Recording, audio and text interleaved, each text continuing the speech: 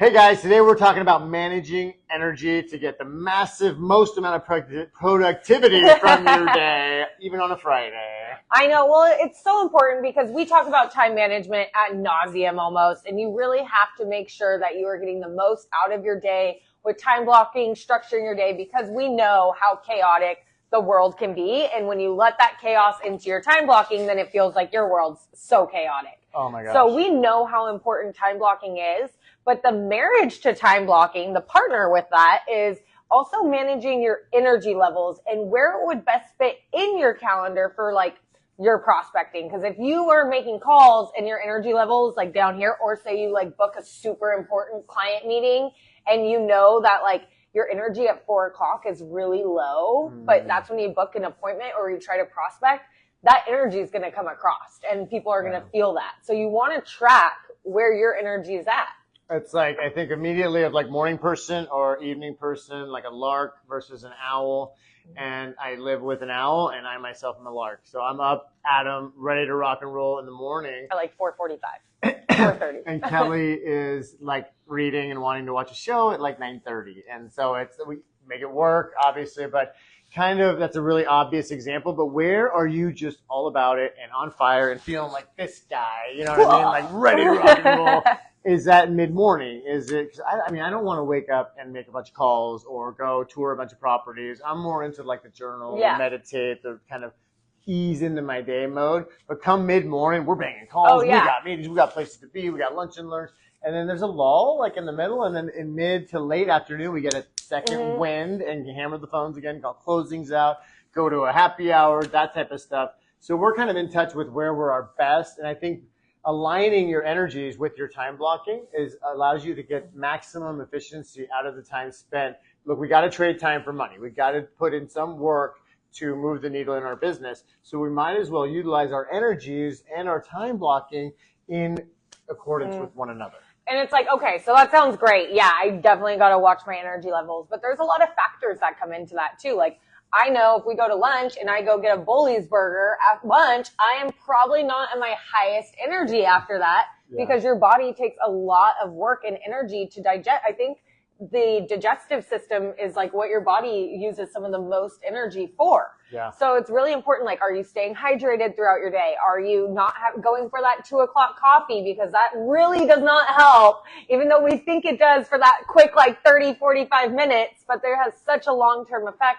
But are we staying hydrated? What are we eating during the day? And then it's like, okay, well, how do we track our energy levels? Because it's easy to kind of know, like, usually first thing in the morning. Actually, I'm kind of a spring chicken. I wake up at a pretty good energy level. Shot out of a rocket. I wake up to like ready to go. Most days.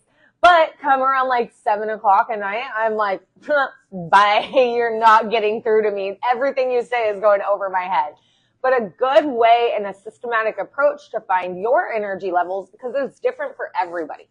Some dudes, they do their best work between midnight and 2. Yeah. Like, that's not uncommon, you know, and the most creative juices flow at that time. And that's where you're tapping into is creativity, ultimate function of the brain. Like, I think of the gut bomb you talk about. It's like, because all your blood goes to the digestive system to oxygenate the digestive system for peristalsis to work and digestion to happen. That means there's less blood in the brain, less oxygen being contributed to the hippocampus and the frontal cortex, which is what we use for reasoning and we're in a science class, guys. And so, but just those are the basics of it, right? So all your blood is concentrated here instead of here. So you can't possibly be at your best. No. Productive-wise, thinking-wise after the Bully's burger. So good thing to plan. If you're throwing a big fat Cali burrito down at 12, plan on being productive again like at 6. 6, right? Like you got to give your body some time to digest that. So that's where it like comes into importance of like, what are you doing throughout your day to manage those energy levels? And then a great systematic approach on like tracking your levels. I know it kind of sounds a little cumbersome, but we kind of do it already. And we're on our phones every hour, pretty much on the hour. So set a timer for yourself every hour from when you wake up. If you wake up at 6, set your timer for 7. And when your timer goes off at 7, write in your notes, where was your energy level at that time? Do it again for 7 to 8. 8 to 9 and etc. And do that for like, you know, give yourself a good sample size, like 5 to 7 days of tracking your energy level, and it will start to show you the patterns of when you have your most energy, when you're at your lowest energy, what you were able to be productive at. So it's a really good way to just kind of figure out where your energy levels are best at. Yeah, and one hack is, I think it's the Federal Administration for Health, or the Federal Department of Health, talks about having at least 150 minutes a week of an elevated heart rate, aka cardiovascular exercise.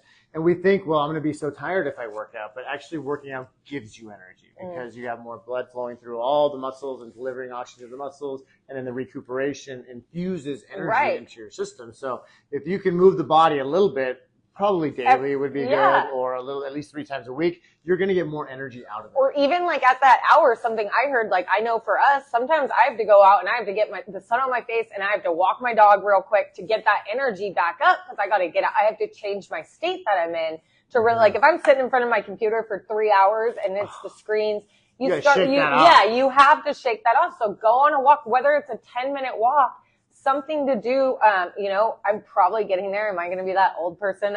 We were listening to Rob and he's like, I'm almost 40, so I got the treadmill now under the desk.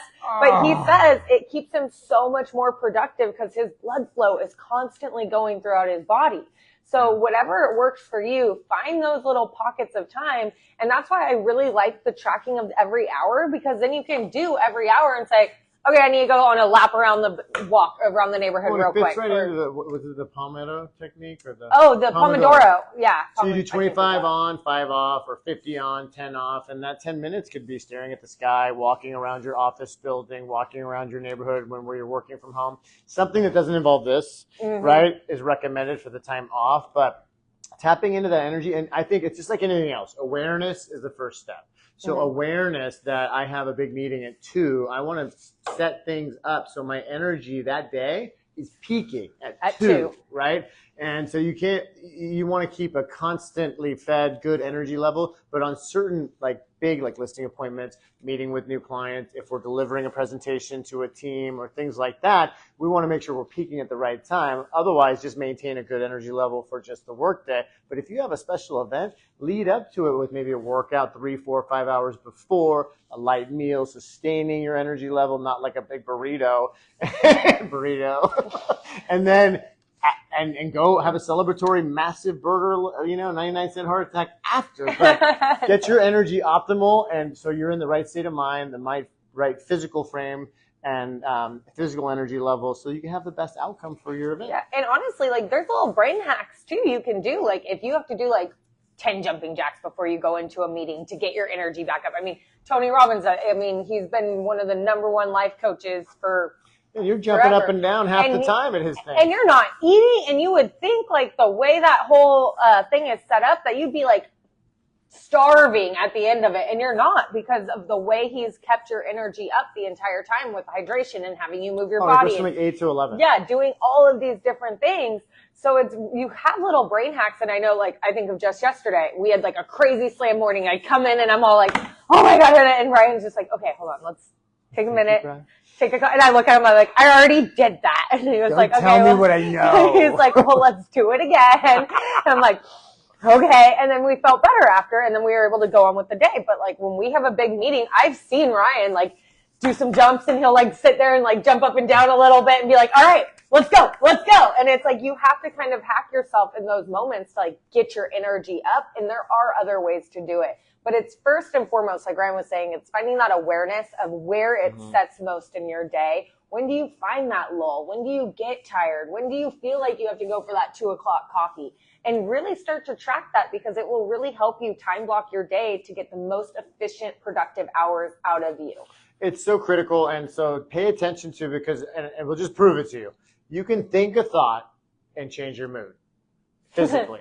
We'll let you figure out what that means. Figure that out. Figure that one out. So the reverse must be true. I can move my body and change my thought process. It goes both ways, because the psychology and the physiology are connected.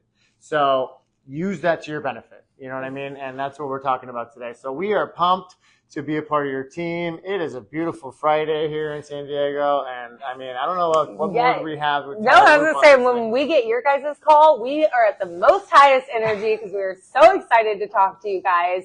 And so any referrals, anybody else that needs kind of tracking their energy or time blocking, prospecting, all that stuff, that's where we get most excited and we get a lot of our energy from that. So hit us up for those kind of things. Yeah, we get to, when we talk to you about it, we learn it again, and then we learn it together, and then we hold each other accountable. Mm-hmm. It's like a nice little ecosystem we're creating. So Thank you guys for making us a part of your ecosystems. Have a wonderful weekend, and until next time. I'm Haylie. I'm still Ryan. Bye. Bye.